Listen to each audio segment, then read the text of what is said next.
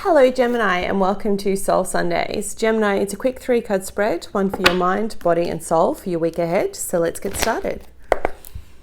Universe and angels, messages and guides, my higher self, I call upon you now to give me a clear and accurate reading for the sign of Gemini. Please show me what they need to hear, not what they want to hear for the week ahead. Spirit, can I please have 3 cards, one for their mind, body and soul? Gemini, some of you are suffering from allergies. It's either winter, for those that are in Oz, it's the fires, because I just keep wanting to sneeze, but I can't. It's not like an actual sneeze coming through, it's just the feeling that they're showing me or giving me. How are you doing other than that? For those, it's a very specific message, I know, but I had to get that out because as I was shuffling and calling in your energy, I could feel that intensely. And for others of you, it could be migraines or headaches because they're giving me that kind of pain as well. All right, so for whoever that resonates, please drop me a line, let me know. Massive energy this week for you, okay? And I don't say that lightly. I talked a lot about last week about the Jupiter changing signs, right? And entering into Capricorn and the significance of that and how it all plays out for all of us. This week, the astrology alignment has a lot to do with you. So firstly, I want you to know that the moon entered Aries last week and it aligned with Chiron, the wounded healer, the planet or the asteroid that's known as the wounded healer, okay? Why is this significant? Because it dates back to the full moon that was on the 16th or the 17th of July. Full moons always have 6-month period of energy, right? So whatever you went through in that time period, think back, have a think of what you went through. I know what it was for me exactly. I can pinpoint it to you to the actual day. That was significant. And you've spent the last 6 months healing from whatever that was, okay? If you've done the work and you've been able to actually put energy and focus on letting go, then you expect to have a breakthrough this week, okay? It's actually like, it's like almost like an instant release where you go, oh, that actually doesn't bother me anymore. You know, I see that from both sides of the coin, or I actually don't care anymore. I simply just release and let go. Okay. Your hard work will pay off is what I'm trying to say.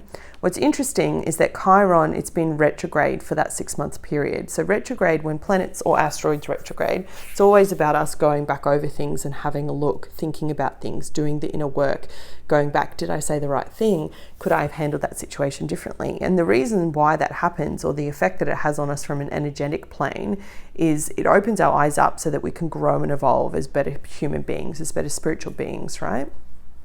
So the great news is that that time's ended now, and on the 12th of the 12th, Chiron will go direct. So you will have this breakthrough. What's beautiful in like perfect harmony is that we have a full moon in your sign on the 12th of the 12th in the sign of Gemini.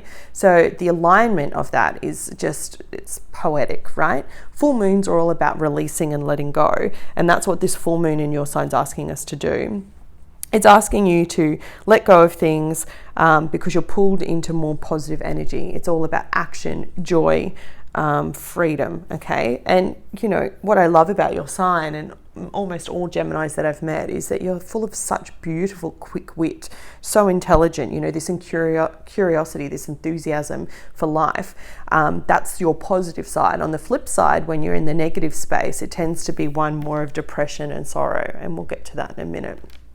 So if you've done the inner work this week, it's going to be great. If you haven't yet done that work, then this is your invitation to take pen to paper, do a simple releasing exercise, write down all that's bothering you about whatever the situation was, whatever that situation was since then, whoever it was, however it played out. I want you to write it down on a piece of paper, everything that you feel, just free flow it, and then tear it up, burn it, rip it up, do whatever you can, release it by this full moon, okay? Because what's interesting is that depending on what you believe, there are a lot of Reiki masters, a lot of spiritual healers that believe that the 12th of the 12th is a gateway or a portal of enlightenment, of opening up, right? To level us up, to raise our vibration, our frequency, depending on which dimension you're currently sitting at from a spiritual or soul level. And for those that this doesn't resonate, don't worry, there's no judgment here. I'm not putting anything on you. But this is what a lot of the thought is that on this day, on the 12th of the 12th, this alignment, this numerology alignment is a portal opening up for us to level up, ascend, if you will. So If you're particularly sensitive with energy, like myself, whenever it comes up to a full moon, I don't sleep very well in the days preceding it. It's already started now. It started last night, because I know that my energy is shifting and changing, trying to level up. And I can see that here in your cards, okay? What's really interesting is that it's also aligned with a conjunction that we have in Venus, Saturn and Pluto that are in Capricorn, right? What the hell does that mean for you?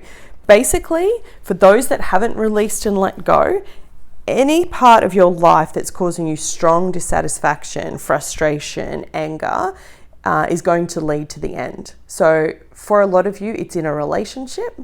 It's finally releasing and letting go, or maybe even coming to the realization or the point this week that it's no longer serving you or putting you forward.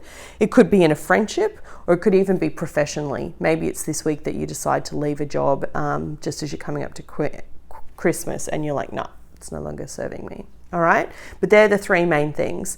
So it'll be really interesting to see how it plays out for you. But look, if the cards are actually giving me any message, I feel like you're already in that vibe as it is, because your mindset's on sorrow, the 5 of Hearts. This represents the 5 of Cups, and the 5 of Cups in traditional tarot can often be described as crying over spilt milk, but why should you when you've already got 2 cups standing? I just think that's crap advice, first of all, because whenever we go through change in relationships or loss or sadness, I think it's important and healthy that we actually feel through those emotions. What I see in a lot of the work that I do in coaching work that I do in readings that I do, if you don't deal with whatever this thing is, right? Let's say it's the relationship, it's you're breaking the connection you have with someone, you're breaking up with someone, the job, whatever it is, if you don't deal with it and address it and feel it, like let's say you do break up and then you're like, I'm fine, everything's fine, you're just going to keep on building and building and building and building until eventually you've got this wall of crap that just can't stand up straight, and it'll blow out everywhere and cause you to have a blowout and say things that you don't mean and hurt people that you do love and that are still in your life. So if you are going through this right now, Gemini, and this is your week of feeling a bit of heartache and sorrow and melancholy, I want you to feel into it, okay? Allow yourself to feel into the emotion. Allow yourself to feel like shit. Stay in your pajamas all day and don't wash your hair. Go drinking with the boys and, do whatever it is that allows you to actually take a moment to go, you know what? This is a really shitty thing that's happened to me and I need to acknowledge that. But then release it and let it go. Give yourself a time frame, however long it needs to be, and then go, right, now, today, tomorrow, I'm going to release it and I'm going to let it go. It's a hard thing to do when you've been particularly hurt, or when it's you're leaving someone you love or someone's leaving you. But if you can rise up and do that, you'll be amazed at how quickly you'll heal from it. I'm going to read for you the meaning from this card, okay? The 5 of Hearts accepts the sadness, grief, disappointment, or regret in your life for what it is. A situation has brought oppression and pain. You are not being punished. Regret will only hold you in pain. Your heart may feel like it's shattering, but this is your life force breaking free from a limited perspective. Open your heart, let it all in.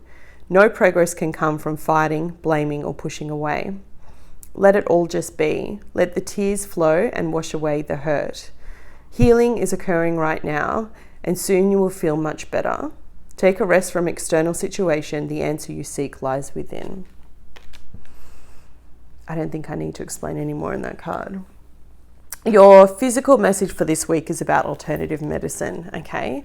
It's pretty straightforward. If there's something that you've been challenging, if something that health-wise has been challenging for you, okay, what your diet, I'm getting a lot of like Crohn's disease, IBS, that kind of thing. Headache, sinus, allergies, that kind of thing that I got there before. If something that's been bothering you and you haven't been able to get past it, the message this week is to look into alternatives rather than just standard practical medication. The over-the-counter stuff. Oh, here, take an antihistamine, or here, take some Imodium, or whatever it may be. I think it's time to actually start looking at alternative medicines and asking for healing help, because you'll be surprised at what comes up. A lot of it could be stress-related as well too, that you're bringing upon yourself by being in this situation, and that's okay. You're going to heal it and come out. Your spiritual message for this week is reaction. Now, this is an interesting one because it's hard to tell a Gemini not to react, right? It's your intelligence and your lack of handling stupidity. because you don't suffer fools, right? But sometimes I think it's really important to observe your emotions and what they're signaling to you, okay, rather than just reacting out at others. I'm going to read for you what it says in the book. Denial, numbness, or misplacement have compounded unresolved emotions. Boom. That's exactly what I was talking about when I was holding up this card and saying, if you don't feel into these things when you're feeling grief or sorrow or misfortune, then they're just going to bank up until eventually they'll explode, right? An emotional reaction may have knocked things off balance. Beneath the surface, things may have been off balance for some time. Uncomfortable emotions are powerful signals. Respond with compassion, careful consideration, and awareness. Limiting emotions restricts access to the truth. That's what I was saying before. When you limit yourself or tell yourself, I'm fine, that's what will happen, right? The person who can only feel positive emotions does not recognize a villain. The person who only feels anger cannot accept love. I think that's pretty clear, my dear Geminis. This week, allow yourself to feel whatever it is, release and let go. And if you can, you'll find that by the next week and as you get closer to Christmas and the new moon that's coming in Capricorn, you will feel 10 times better, lighter, more free. All that beautiful joy and enthusiasm and quick wit that comes so beautifully with your sign.